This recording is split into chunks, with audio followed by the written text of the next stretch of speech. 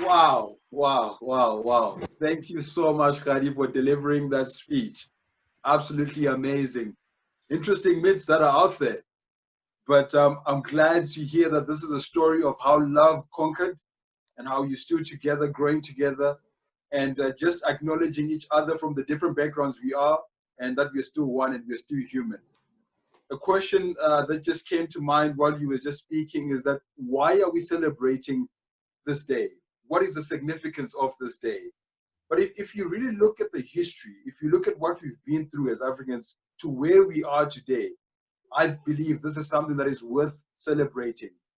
Overcoming oppression, overcoming separation, overcoming all the things that has happened in the past, and to still be here, and to still be proud, and to be able to enjoy what it means to be African is something that we need to celebrate. Now, moving on our next item on the agenda, we are going to have a live performance. Now, before I introduce the speaker, I need you all to be ready to hype him up onto the stage. I need you all to be ready to shout out wherever you are, crank up the volume as I'm about to introduce the next artist. Now, the next artist goes by the name of Adam Morris, aka Andile. He's a talented young man. He's an illustrator, he's a musician, and this afternoon he's going to be sharing with us some instrumental and also covers that he does himself. Help me welcome to the stage Adam Morris. Over to you, Adam. How's it, guys? Just a big shout out to JJ, and thank you for the opportunity, man. I really appreciate it. And yeah, so as our speaker said, I'm an illustrator and I'm a part-time musician, and today I'm going to share some covers with you guys and maybe spread some joy on this pretty awesome day. So thank you guys for having me. So the first one I'm going to do is by a guy who was all about love, and he was all about peace. And I think now with COVID-19 and the pandemic and everything that's going on, a little love never hurt. So here it goes, guys.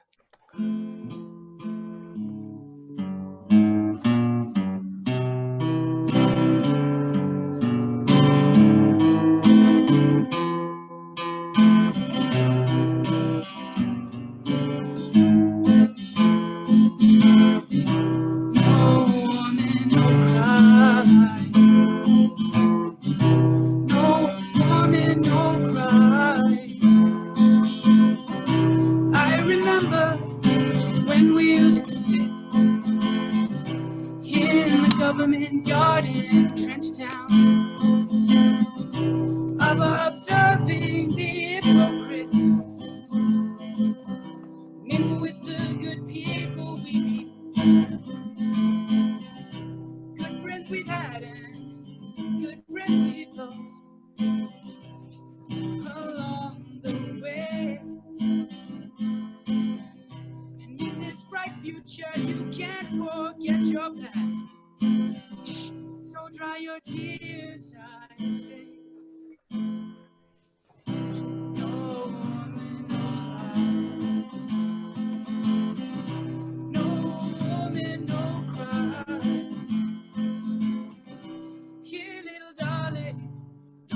No tears, no woman, no cry.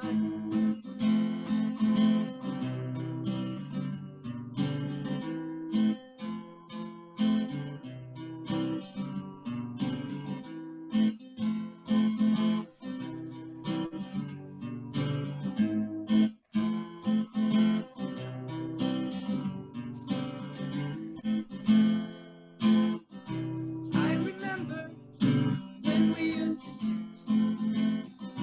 in the government yard in Trenchtown,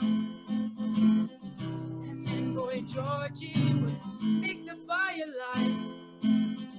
A log would burn it through the night.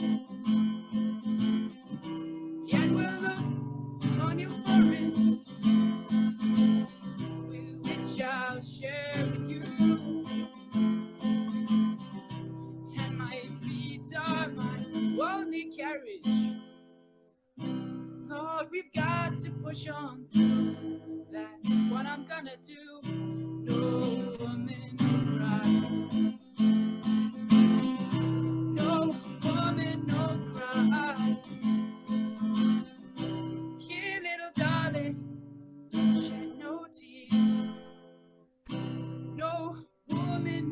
cry.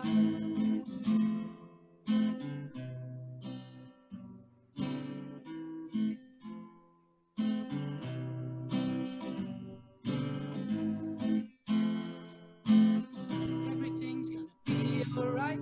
Everything's gonna be alright. Everything's gonna be alright. Everything's gonna be alright. No woman, no cry. No woman, no cry. Yeah. You are very talented.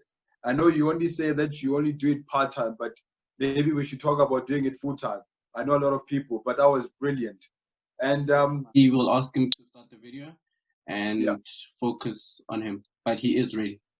all right, cool. So I'm just going to hand over to him and introduce him onto the stage now. It's Ahmed, and he's going to do a couple of performances for us. Over to you.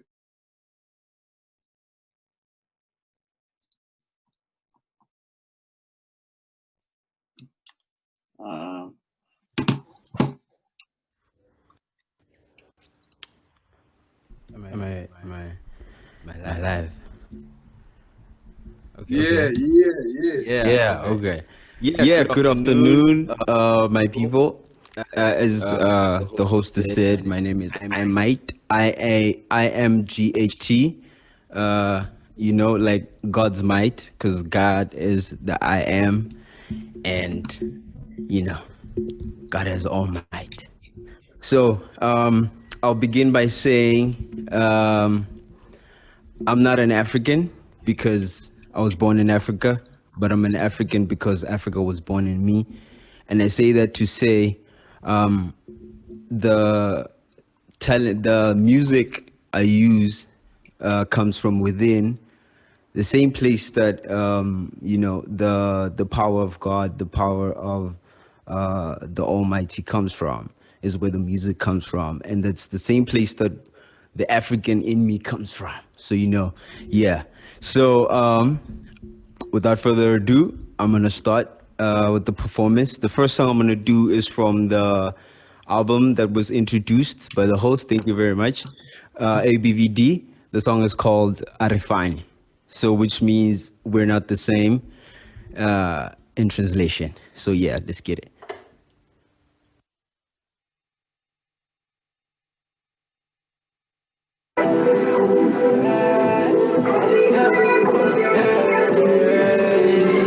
Kuchirele kwanu tukupese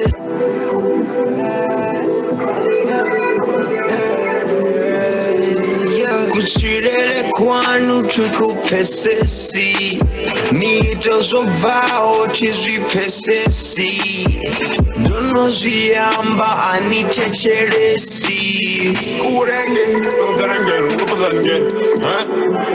Kuchirele kwanu tukupesesi Nito zobvao tizvipesesi Ndono zviamba anitecheresi Go Arifani, Arifani, Arifani, yo Arifani, Ritobo Moroba Arifani, Arifani, Arifani, Arifani, Naruchi, Arifani, Atacho Zibona, Nirevisa To, Lufanga Chinga ni wana, Aninga the Ponyok. The Honda ni one, I won't no shabera one. No chani sabati, ni toba chi hore. The diva no si ita kore. La pesa na don't do bedeza. Yago fasha sakobe. Nichi daera kani. Dibonanga no rara na pani. No bika matope. Na hone ni dolanga kani. Kuchirele kwanu tukupesesi Nito zovao chizvipesesi Dono zviamba anitecheresi Go achirele kwanu tikupfesesi niite zvobvawo tizvipfesesi unozviyamba handiteteresi. There we go. Wow, wow, wow. That was fire, bro. Thank you so much, Imad, for that, dropping that hit. And if you'd like more of his music, or if you appreciate his stuff, I'll drop the link to all his socials, and then you can follow him. Now we'll be moving on to the panel discussion. JJ, are you ready to have the profile of the panelists on the screen? Niger, Nigeria, and Senegal. Now our speaker who's representing this is Abdul Karim Daye, and he is from Senegal. And his profile is up on your screen, and you can see that he has more than 20 years of experience in agronomy. So I'll be very interested to hear what he's going to share with us. Now, the second speaker is representing the economic community of Central African states. He is from Cameroon, and the countries that are involved in this region are, of course, Cameroon, Congo, Democratic Republic of Congo, Equatorial Guinea, Gabon, Rwanda, and Samoa and Principe. Now, our speaker has already delivered a speech, and he's a thought leader in human capital, and he's very passionate about human potential, and he'll be representing the ECCA region. Now, also on the panel, if we just scroll down, 1 second. AJ, may you scroll down a bit? Thank you. Now, the other speaker is going to be representing, which is the South African Development Community. Now, the countries that are part of this region is Angola, the Democratic Republic of Congo, Lesotho, Madagascar, Malawi, Mauritius, Namibia, South Africa, Swaziland, Tanzania, Zambia, and Zimbabwe. Our speaker for this region is none other than Gamchirai Mutezo, and Gamchirai is an Afrocentric philomath. She's got many years of experience across, the following chip urban planning and renewable energy. So I'll be very much looking forward to hearing her discussion. Now, the last panelist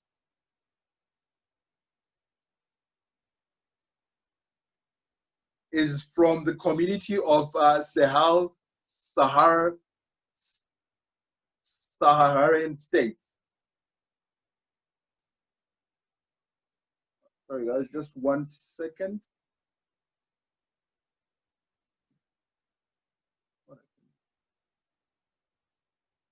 Sorry guys, I was just, my screen just froze. Apologies for that.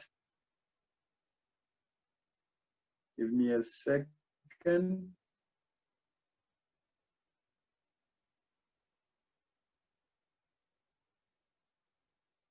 Okay. Oh yes, okay, now I'm back.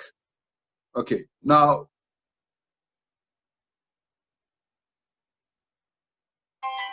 We're introducing the third speaker. Okay, all right. Sorry, guys. Okay, perfect.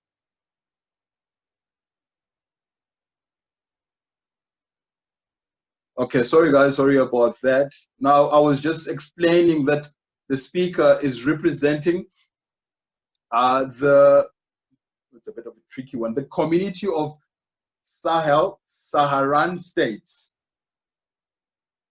And the countries that are part of this is the Central African Republic of Chad, Cote d'Ivoire, Egypt, Gambia, Ghana, Libya, Mali, and Niger as well, and Senegal. Amir, and she is a digital project coordinator at the Publicist of West Africa. Now, our speaker is really passionate about innovation and loves experimenting with new ideas, and she's also passionate about the facilitator, the moderator for this panelist. And we all know JJ. JJ is a close friend of mine. He's He's passionate about leadership. He's a Toastmaster. Over to you, JJ, and you can take it from here. JJ?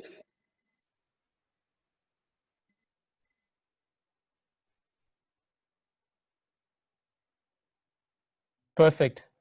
Thank you very much, Tanaka, for that warm, wonderful introduction. Good evening, Harambe, everybody that is at home and that is tuned in. We're live on Facebook, and good evening to our fellow panelists that have given up their time this afternoon to share their specific insights into their communities, their industries, and their perspectives on Africa and the regions that make it up. If all our panelists could just have their mics unmuted so that we can just move into session. Emmanuel, are you ready? Are you steady? I can see you, Gamucharai. Welcome. Thank you for joining us and representing SADC. Awesome. And Abdu, are you with us? Are you ready? Are you steady? There we go. Abdu's just coming along. While Abdu's coming along, I just want to extend apologies in advance. We're struggling in terms of connection. One of our panelists all the way from Egypt is Hadia Amir. Welcome. Salam alaikum, and thank you for giving up your time during this Eid. It will be well worth celebrating into the kickstarting of Africa Day. We were just apologizing on behalf of two panelists. Hadia is still trying to connect. She's all the way in Egypt, and I'm not too sure what's wrong with that CCOM cable that's going across there. But she has been trying to connect and still struggling. But on a more sadder and deeper note, one of our fellow ECAS panelists that would be representing Cameroon as well, that you would have seen on the flyer, Godfrey Nti, he is currently in hospital and having corrective eye surgery as it's deteriorated to the point at which he could not see. So please, if we may, just keep him in our thoughts. He was very, very interested in coming along, and I'm sure we will see him the following year, because he said he really wants to make it, but unfortunately he's stuck in hospital. Let's move in alphabetical order with the ice-breaking sessions of the panel. We're going to ask 3-level questions, and each of our panelists are going to just ease into knowing each other, knowing one another, and introducing themselves to you. Starting with Mr. Abdou Karim Dié, representing the likes of ECOWAS and Senegal. One of the lands that have been thought-provoking in the leadership of decolonizing Africa, of promoting African unity through one of your strongest leaders from Senegal, Leopold Senghor. For some of us, we remember the South African history of the Dakar conference that was held to lead us into transitions of destroying the likes of apartheid and moving into those talks. My question to you, Abdou, is for some of us that have never been to Dakar and that want to just experience what it is, if we can just travel through your verbs and your nouns and your adjectives to describe what it is like to be a Senegalese in Dakar, and what its significance is for you as a Senegalese. Over to you, Abdou.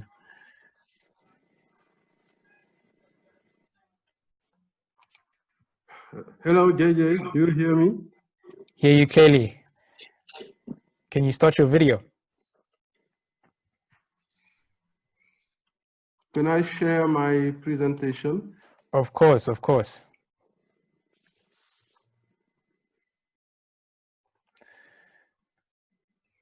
Very diligent. He's got a presentation ready. Yeah, you should be able to share your presentation now.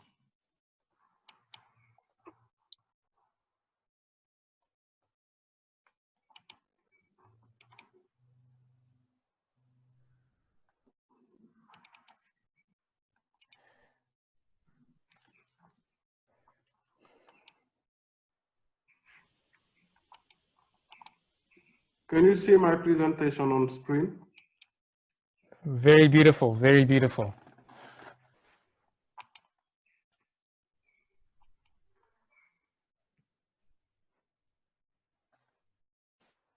You can see it? We can see it, Abu. All the panelists, can they see it? Okay. So, good afternoon, everyone. I wish you all a happy Africa Day. I'm very happy to be with you today. And I will, through this presentation, put you through my capital city, which is Dakar. So first of all, Senegal. Senegal is my country in West Africa, and it's one of the Francophone countries. And we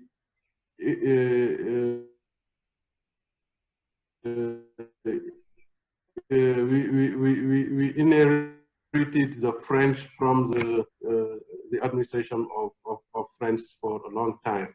So Senegal is also called the land of Teranga, Teranga meaning hospitality. And it's also, for those who know this famous singer, it's the country of Akon. It's not a very big country. Our total population is about 15 million, the total population, and the population of the capital city, Dakar. I will put you through this presentation with some funny facts for my capital city, Dakar, and as well my country, Senegal. So Dakar is a hub, an administrative and economical hub. It's the capital city of Senegal, and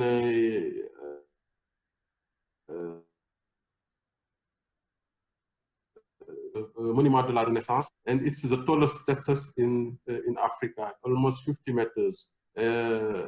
Senegal is at 96% Muslim, but all these religions are living in harmony. In the same family, you can find family members that are both Muslim or Christian. And we also have some cemeteries where you can find Muslims and Christians. Senegal is also famous because of this slave island called Gorée. So Gorée used to be central during the Atlantic trade between Europe, USA, and Africa. And millions of slaves passed through this island to join the Caribbean, the United States, the South America. And it's also a place of a pilgrimage of millions of African, I can say, people originated from Africa and from the diaspora that came to Gorée to see what was going on and where their ancestors came from. And finally, I will end up with another city in the north of Senegal called Saint-Louis. Saint-Louis used to be the former capital city of the West African Francophone country during the colonialism era. And it's also a very nice place to live in the north of the country.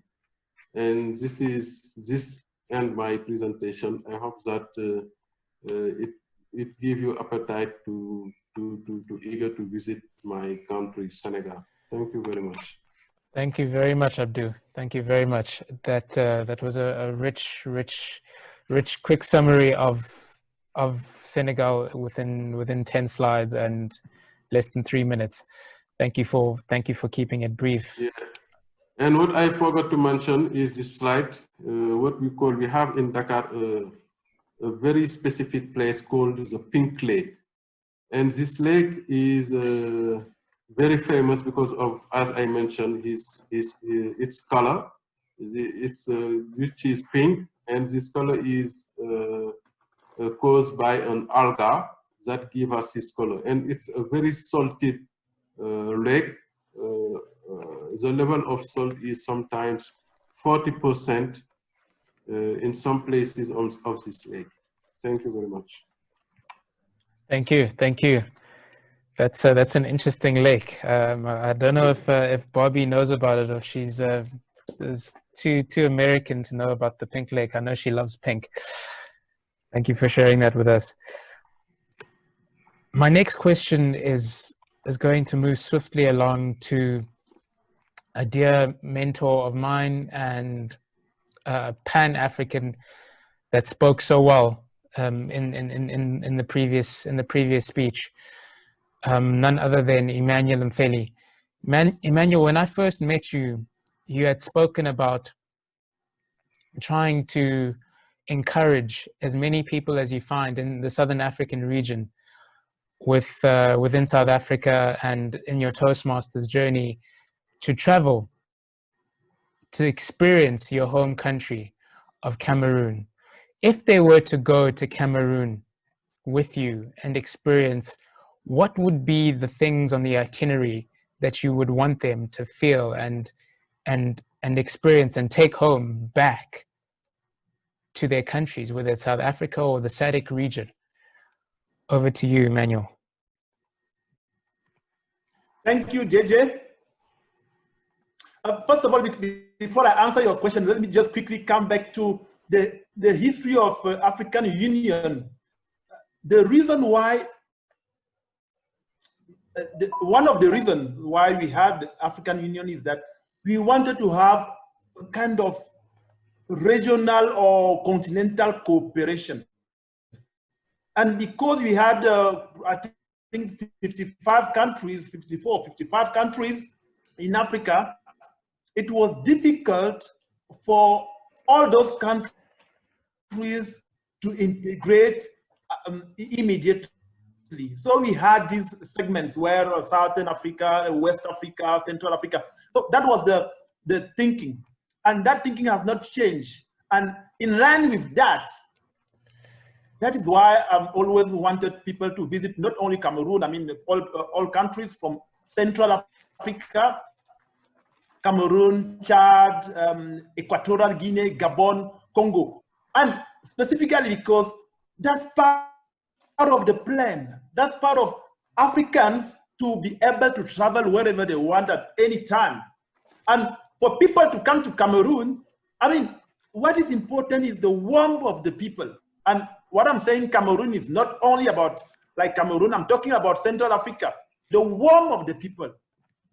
They might not have huge highways or whatever buildings, but the warmth of their heart, the hospitality, the spirit of welcoming you, that is what you are going to experience. And that is what I want people to experience. Thank you, Emmanuel. Thank you. That brings everything into perspective. The way you're saying it, that the formation of the African Union and the exact process behind this event, you've hit it with the nail on the head. And we just hoping that many are inspired on this call, on this webinar, to actually experience the warmth and friendliness of the Central African environments that you speak of, as well as traveling even further and beyond, so that we can have that free Pan-African movement across the continent, and even with the diaspora that are in different parts of the world, in Europe and Americas and the Asiatics, such as our guest Lolelanje Symposia. My next question, I'm going to spotlight Gamu Mutedzo, representing the SADC region of Zimbabwe. Gamu, my question to you is, what do you imagine could be the real main attraction for us that are not tourists, but that want to experience the Saza, that want to experience the home of where Gamu comes from, other than the great Zimbabwe that we see in the history books and the Lake Victoria? What are some of the other aspects that you would journey across us through that's right across the border from where this meeting is being held? Over to you, Gamu. Thank you so much, JJ. And before I start, a very warm hello to my fellow panelists, as well as everyone who is watching from whatever platform. To echo what Emmanuel mentioned earlier, one of the most important, beautiful, critical elements that Africa has to offer as a continent is its hospitality. It also touches on the element that Abdul has mentioned, which the Senegalese definitely offer. And that's something you can find in Zimbabwe without an inch of a doubt.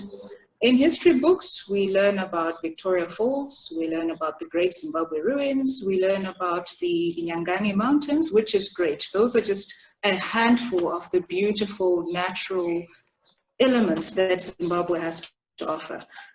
This is the part. So first, it's its people and its hospitality. The second is then the beautiful natural elements. Thirdly, one gets to experience cuisine on another level. Everyone knows about sadza, which is great, but have you ever heard of a dish called mutakura? I'm not seeing heads lifting left, right, yes, no. No. Okay. So that is one dish you can actually consider. In South Africa, it's quite popular. It's known as umngqushu. But in Zim, depending on which region one comes from, you can have mutakura, which has peanuts, it has beans, and the best part, I kid you not, it's cooked in a 3-legged pot. It does not beat that. No, it does not beat that at all. You also have a wide variety of vegetables. The traditional one, which most people may know, is kale. It even has an English name. But we also have what we call tsunga, one of my favorite.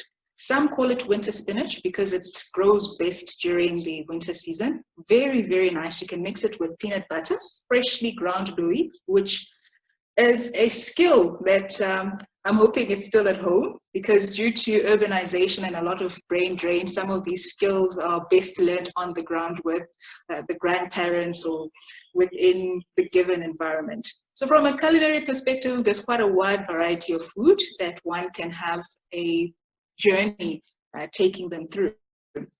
I'm from a very beautiful region called Manyika Land. Not a lot of people know. A lot of people coming from Mutare. Mutare is then the capital city of Manyika Land. To compare it within the South African environment, it would be like Mpumalanga.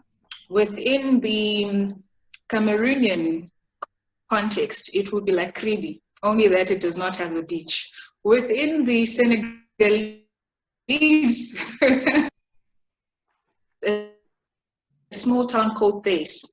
That's how naturally beautiful this area is. There are quite a lot of agro-tourism activities. There are a lot of mineral-based activities as well, in the sense that, well, now it's debatable, but in the sense that a lot of traffic would come in, people just looking for some time to breathe, hospitality, hotels, restaurants, you name it. But you also had quite a bit of mining activities that used to take place. So those who would come in for business activities, some infrastructure related activities, there would be complementary activities also taking place. Oh wow, wow, wow. What a beautiful city filled with so much history. Did you know that Bulawayo actually means a place of slaughter? That's a yes, no, no, no. Yes, yes, yes, Okay. yes. Yeah. So that's the literal meaning coming from the Ndebele translation of ukubula, or to kill, right? And this was then during the 1900s, during the colonial period when Africa was going through a lot, to put it like that. But the beautiful names of blues or City of Kings or City of Skies, that's what we also embrace, because it has a lot of culture that it presents. And those are some of the elements that Zim can present to people beyond the traditional Victoria Falls and the Sazas. Thank you so much, Gamu. That was a very, very, very strong introduction of Zimbabwe, taking us away from what we know in the tourism books, and giving us them anecdotes, and not just giving them to us from a perspective that we don't understand. You tied in the South African examples, so I'm definitely willing to try Matukura, your version of Mutakura, your version of Umosho that is cooked in the three-legged pot that we're actually cooking with at the moment, at this moment in time, for Africa Day this afternoon. We call it a poiki pot. So I see we've got a raised hand. I'm going to allow the panelists to speak, and the floor panelists to speak. If they could just keep their hands raised, and then we will unmute you, and we will move swiftly along. Just in correct timing, my next question is going to take it all the way to Hadir Amir, if she can just unmute and show her video there. Good afternoon, Hadir. Welcome. Thank you for joining us. Apologies for the delay to join you guys. I just had some internet challenges. Not a problem. The Hadir Amir that's representing Egypt, that's all the way in West Africa, ECOWAS at the moment.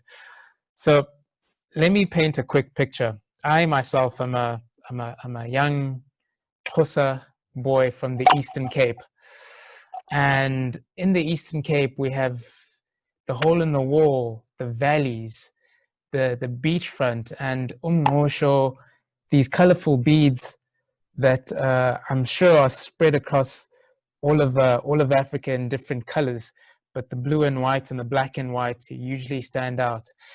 And the wind that crashes onto the Eastern Cape give it my place of origin, where my forefathers come from, which is Ulusikisiki, which means the sounds that the reeds make when they're waving across. That is Lusikisiki. Please, Hadir Amir, help us connect this Cape province that I've just pictured and painted to Cairo, your home country, where it's from. What is it like to experience Cairo, and to actually just take us there with your words, with your experiences from your capital city where you're born and raised? Over to you, Hadir. Well, that's a tough question, because Egypt,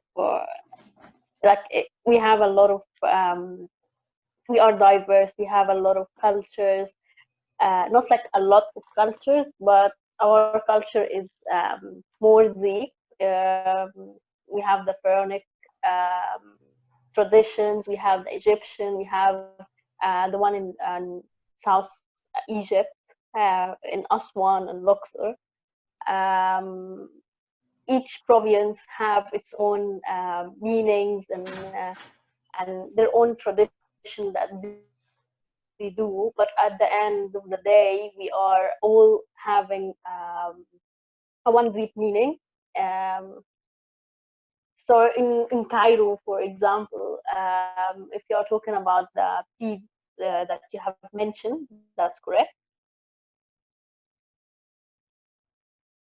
Yeah, we have something similar to that, and we have in different shapes and colors that is representable to our culture.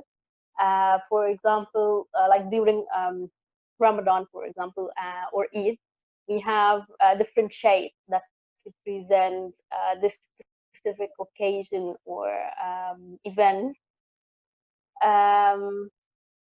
Yeah. So is that it, or there is something more I need to explain? We're happy with that. I'm not too sure what my fellow my fellow panelists Yeah, have to. we'll be happy to have more questions if you would like to ask Perfect. anything. That would be more easier to clarify more about Egypt. No, it's wonderful. No, we learned a little bit about Luxor and all the different provinces, and while we still have spotlighted you in Cairo, we also like to thank you for making the time as well during this Eid that's coming up in a few hours. I'm sure you're fasting as made it looking forward to this moment. Yeah. Good. Coming tomorrow. Good. I'm going to move back to Abdu. Abdu. Yes. Perfect. Abdu, my question to you, for your region, ECOWAS, quite one of the strongest regions in the African continent in terms of its economic power, but having a few challenges in the past in terms of the governance of it all, and it's rich in resources, specifically Ghana and Cote d'Ivoire with its cocoa. How is it from a food perspective, as I know your expertise are in the African food program, the African Risk Capacity and the World Food Program? How is it that we had a situation in our own continent, in the ECOWAS region, where there's slavery amongst children that are trying to extract cocoa so that it can be manufactured all the way in Europe and Switzerland, but they've never seen it themselves? What kind of challenges does that raise for an analyst such as yourself from a monitoring and evaluation perspective? Over to you, Abdu. Okay, thank you very much, JJ, for your question. As you may know, some West African countries are top ranking in terms of agricultural production, specifically some items like cocoa. And what I can say is that most of these countries' population, I mean the vulnerable populations that are working in these value chain, are not benefiting too much from this production. Why? Because the raw product is exported to Europe, processed, and they come back to sell us the final product. So, for example, the kids in Europe eat more chocolate than the kids in Africa. Why? Because the cocoa is being processed in Europe. So I think that our vulnerable population may benefit more from this agricultural production if we have our own unit in our country to process and add value to this agricultural product instead of exporting the raw product. And it's sad, as you mentioned, to know that very young kids are working in the plantation, in the field to produce this agricultural product. But sometimes it's linked to the poverty and lack of labor. And it's not, we cannot justify it, but we need to set up programs in order to help our farmers to improve their production by putting very mechanized tools and helping them improve their production. And as I mentioned also,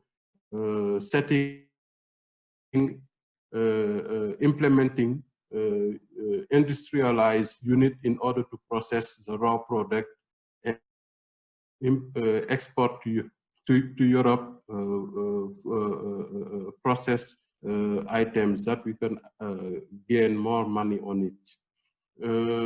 What I also used to say, I want just to share some funny fact. Many of you may know a famous dish in West Africa called jollof rice.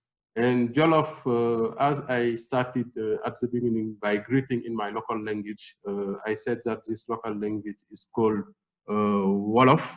So jollof rice comes from Wolof. So originally it's originated from Senegal. But what we notice nowadays is some countries like Nigeria, Ghana, Sierra Leone, I mean all these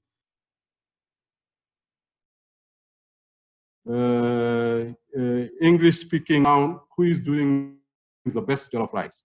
So since this is originated from Senegal, we're acting as referee to see who is winning this tough struggle. And to mention also that Africa is unique. Senegal is far, far, far away from South Africa. But when I just arrived here, I was surprised. And we do the same in my country. It was like I was in my countryside where people used to greet by using their two hands, just to say that Africa is one and unique. And I'm very proud today to celebrate this Africa Day, since I'm working for an agency called Africa Risk Capacity, which is under the umbrella of the United Nations, I mean the World Food Program, but it's a specialized agency of the African Union. And this agency was established to help African government to improve their capacities to better plan, prepare, and respond to extreme weather event and natural disaster. So that's why today I'm very proud, knowing that I'm working for the benefit of all the member states of the African Union. Thank you very much, JJ. Thank you very much, Abdou. Thank you very much, Abdou. That was a great explanation in terms of the farming and the actual stats of more people in kids in Europe eating more chocolate than where it's actually coming from, where it's being produced. I have a hand that is raised by Hadia. Hadia, I'm going to unmute you and allow you to speak. I have a quick question to Abdou. So what is the difference between the Senegalese jollof, the Nigerian one, and the Ghanaian one? I mean, I know they are competing and there is a tough competition between Ghana especially and Nigeria, but I would really like to know what is the difference. Like, I have tasted only the Ghanaian, but I really don't know what is the difference. What is the different ingredients in making the Wolof jollof or the Nigerian or Ghanaian one? Okay, so the first difference is, first of all, the taste. The original jollof rice from Senegal is better and it's richer, because the Ghanaian and Nigerian jollof rice, I will not say it's a fake one, but it's a raw jollof rice without, for example, vegetables or fish.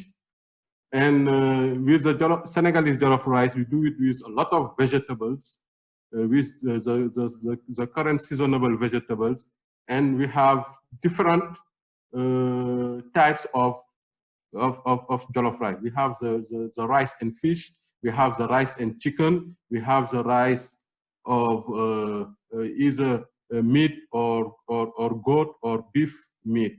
And I think that also the taste is different, really. It's the original one, not the fake one, I mean. Yeah, we can say it's the spices, because I'm here in Ghana and I have seen the variety in the jollof, and they have like the goat one, the chicken one, they have the meat, fish, and they have the one that is mixed. So would you say it's the ground spices with the originality of the spices of the country that make it different, or is it like they say, we have a good cooking hand in doing or cooking a specific dish? Yeah, but I think that these different dishes made in different countries for the same name, it's rich. It makes our culture very rich, because all these countries, they try to customize this famous dish based on the spices they have in their countries.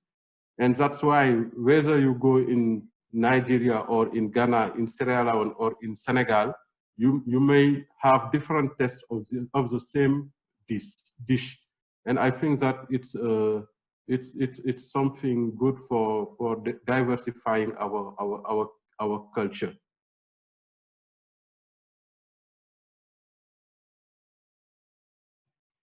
Okay, over to you, JJ.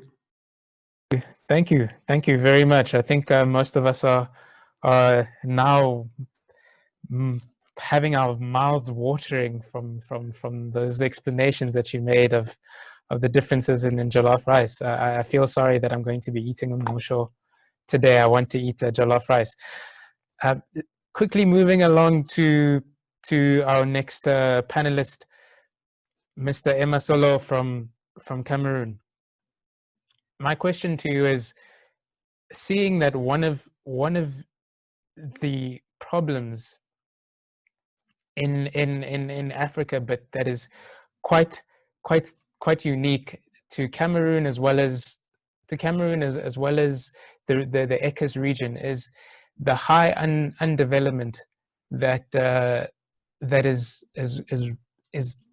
troubling the human capacity of the region and the continent.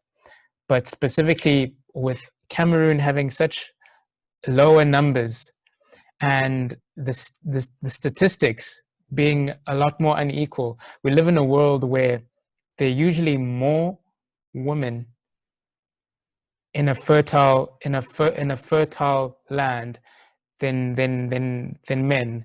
And at this point in time, the human capacity is deteriorating, and the human development index within the country of Cameroon, as well as the Central African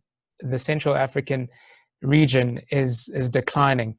How, as a human capitalist, do you think we should carve the conversation going forward so that we as all of Africa can help in the way that we can? Over to you, Emmanuel. Thank you, JJ. The issue of development in Central Africa is probably the same issue that we have in the entire continent. Of course, one might argue that no, there's in Central Africa, the figures are not good or whatever, but the reality is, this is a continent that experienced trade slaves for 4 centuries. And now, remember, when the Western world was coming to get slaves, they were not taking old people, they were not taking children. They were taking people who are ready to work That means basically from the age of 17 till the age of 50. Anything else, they didn't take it. So we are coming from that, and that took 4 centuries. That is 400 years. Okay, now we sometimes we tend to underestimate this. And then after that, when the trade slaves ended, we started with what we call colonization. And now it started around 18th century, end of 18th century, with European powers coming to Africa. Of course, one could argue again that that happened all over Africa, basically. Yes, but at 2 different rhythms. Now you have Europeans who were coming, and they decided, I mean, whatever we experience today, even the name Cameroon.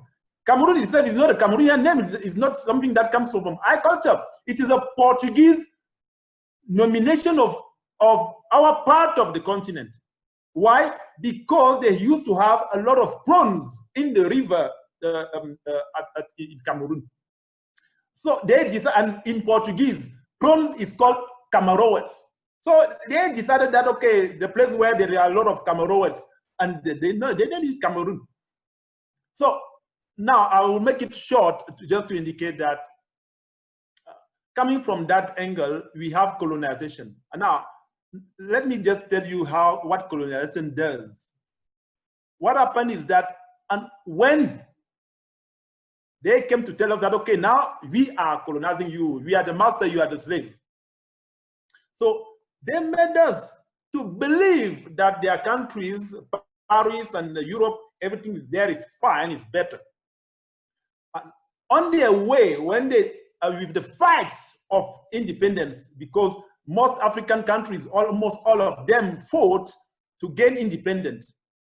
What happened is in French-speaking countries that, okay, they actually put people in power. And those people, although they are Africans, their mentality, they think like colonial masters. The way they think, the way they operate is like colonial masters. That's why when they go on holiday, they go home in France.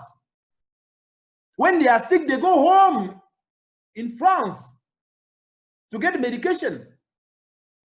When the children are basically kind of, they can go to school, they go to school where the best schools are. Now, when we have those type of mentality, it becomes difficult for us to actually develop at the level where we should. So that is, of course, one could argue that, oh yeah, you are kind of putting away the African responsibility. But the thing is, it is in the mindset. As long as that mindset is still there, it becomes difficult for us to actually bring out numbers as the way you are presenting that. You are presenting the numbers right now. That's one. Number two, I'll go it very, very quickly. When we're talking about development, who defines the development? Are they who are giving us figures and numbers defining development for us, or we define our own development?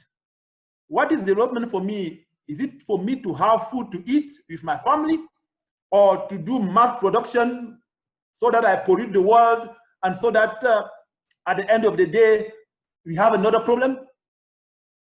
Over to you. Maybe your panelists and fellow other contributors might answer this, or maybe continue with the debate. Perfect. Thank you, Emmanuel. That was a thought-provoking question, and as you noted, the reality of the African continent from its colonial past. I would like to come back to you and challenge you on that point, where you're saying that you don't want to just specifically take it away from the African responsibility, but at the same time, you're quite sure that it's in the mindset.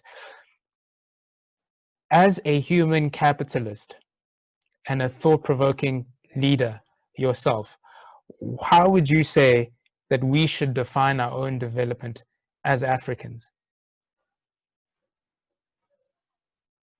Thank you. And what we're doing now is one of the ways that we define our own development.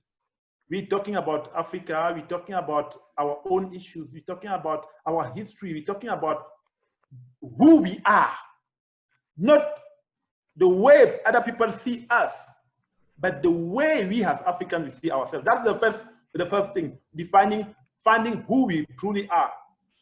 What defines an African, who we are as Africans. So that's the first thing. The moment you start doing this type of what we're doing now, thinking about our continent, thinking about our soul as Africans, that is the beginning of an awareness. And that's the beginning of our own definition and the definition of what we do. That's probably number one. Number two, of course, we have been having this type of things all around, but with the growth of awareness, African consciousness, and with the development of Black consciousness, I think we are on the right path to define who we are and to define what is development for us. Thank you, Emmanuel. Thank you. I agree and concur. Yes, Kamu. JJ, if I may just echo what Emmanuel is saying. Some time ago, I came across an interesting proverb. It said, if you want to kill a culture, demonize it. The more you practice what the Portuguese called assimilado, completely eradicating a person's culture, their food, their language, the whole 9 yards, take it all away and instill a new culture, then you have them by the hands. But the moment you nurture conversations of this nature and you start to remember, my word, if someone says, I love you in Wolof, I'll die because it's such a beautiful language. Or if they say you are my heartbeat in Isxhosa, oh my word, my heart is finished because it's a beautiful language.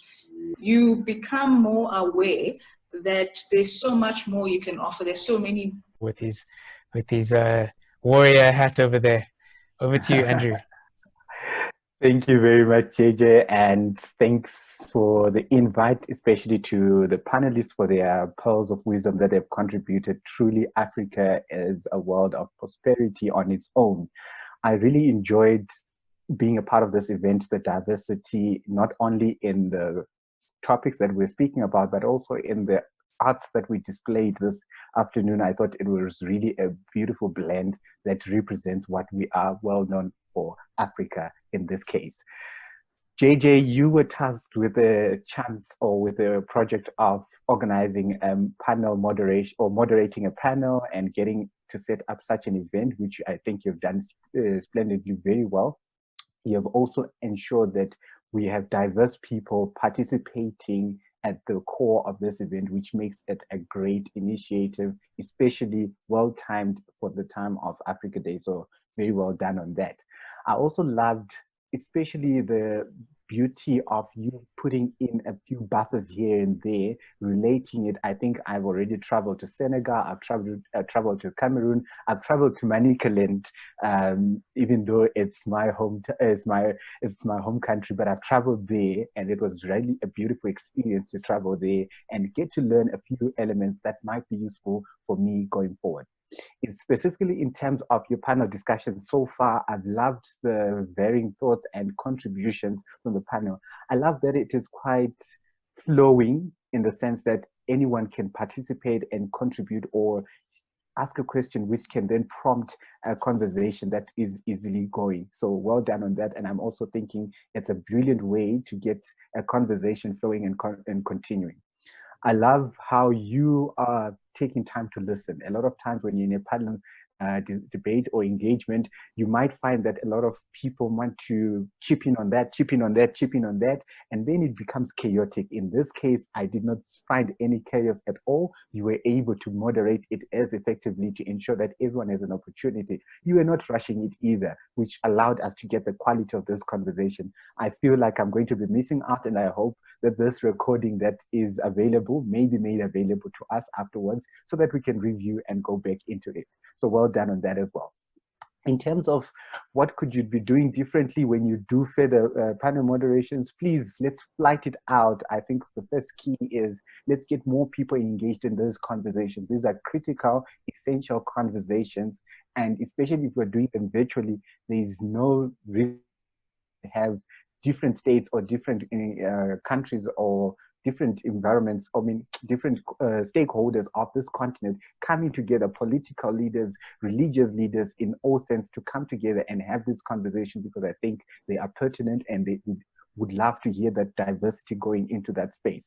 The second thing that I would recommend is ensuring that you've got an opportunity for people to maybe present questions in between. So just to give yourself a breather, you might want to open up to someone to just allow people to voice out their questions, so that then it also allows them to feel engaged, especially on a virtual platform. Sometimes it may appear as though we are on one end and the other on the other. So perhaps an opportunity for you to connect back to your audience by allowing them, or having almost like if it was a TV program or a TV show would say, go to an ad break. In this case, you're going to an audience break where your audience actually contributes to this debate and forum and share their views.